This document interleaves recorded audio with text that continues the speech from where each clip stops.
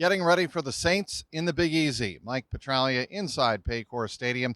Here on Wednesday, the Bengals began their on-field prep work for another 2-3 team, the New Orleans Saints, down at the Caesars Superdome on Sunday. It'll be a 1 o'clock Eastern time kickoff. The Bengals will be trying to get prepared defensively for one of the most dynamic offenses in the National Football League. Of course, as Lou Anarumo, Bengals DC, pointed out here on Wednesday, they are coming off a game against Lamar Jackson. So, yes, that does help to some degree. But what the Saints can throw at you is so varied, it's unlike any team in the NFL. They certainly have a quarterback in Andy Dalton playing behind the injured Jameis Winston. Andy Dalton can run standard offensive sets, obviously. But when you have a tight end like Taysom Hill, who runs a quarterback position out of the Wildcat, he can do many things to injure a defense. He saw his snap count go up over 20 on Sunday.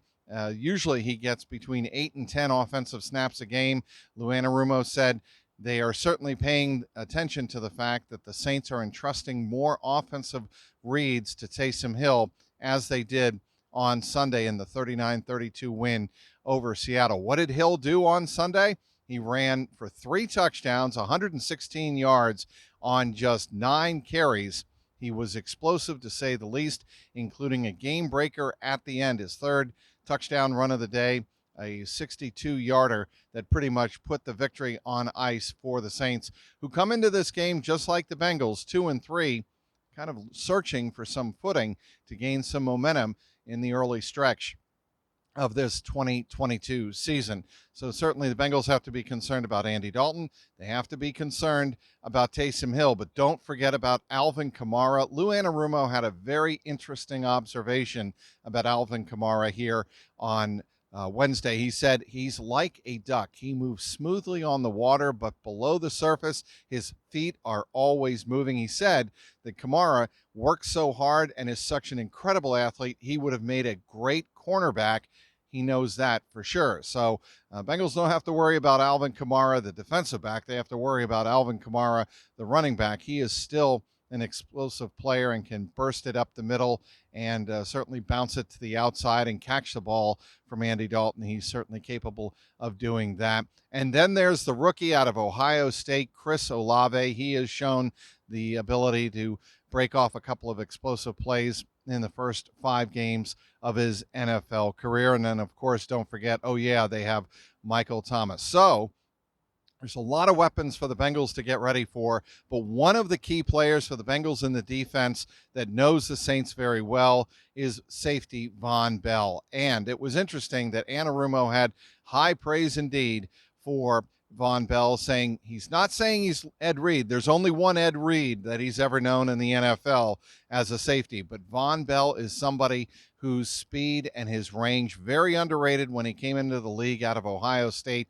And Anarumo said, I never underrated his range at all. I always thought he could make plays on the ball from any place on the field. He showed it again, of course, on Sunday in Baltimore with yet another interception that set up a Bengals long scoring drive. Vonn Bell's been one of the more underrated players of this Bengals defense in the first 5 games of the season. And he said, did Anarumo, that Vonn Bell works harder than anybody in the organization defensively. He is in the building between 5:30 and 6 nearly every single day, working, asking questions, intelligent questions, trying to get better on and off the field every single week. Of course, there are 2 other players on the defense that have New Orleans roots, former Saints. That would be cornerback Eli Apple and, of course, all-pro defensive end Trey Hendrickson. Both of them were highly recommended by Vonn Bell when Vonn Bell was signed by the Bengals as a free agent in 2020. On the field again, the injuries to recap, it was left tackle Jonah Williams, who dislocated his right kneecap, popped it back into place, and was able to play in the second half. He was held out of practice here on Wednesday as a precaution. It was Zach Taylor saying he has no problem holding out Williams for the rest of the week and being ready for, and expecting him to be able to play on Sunday. That is a possibility. Same situation with T. Higgins. He is resting that sore left ankle that kind of got tweaked on the third series of the night on Sunday night in Baltimore. And also La'el Collins, they are managing his situation, his back issue, pretty much for the first half of the season. We'll see where it stands after the bye week. So that is the situation down here in Cincinnati, inside Paycor Stadium. The Bengals getting ready for the New Orleans Saints on Sunday. Also, Zach Taylor said he's not going to make any changes in terms of the play calling. He likes the teamwork that is being shown between himself, offensive coordinator Brian Callahan, and the rest of the offensive group, quarterback coach Dan Picture involved, of course, very carefully in play design during the week and play calling during the week as teams get ready. Zach Taylor is insistent that they are not going to change. It is the way he has always seen winning teams perform, and that is play calling through teamwork. So that's going to stay despite what happened at the end of the third quarter on Sunday night in Baltimore. We'll have you covered on clnsmedia.com. Be sure to follow me on Twitter at Trags, Trags, and be sure to click on that link below, the Jungle Roar YouTube page. Want to hear all your comments, good, bad, and indifferent. Inside Paycor Stadium, Mike Petraglia, CLNS Media.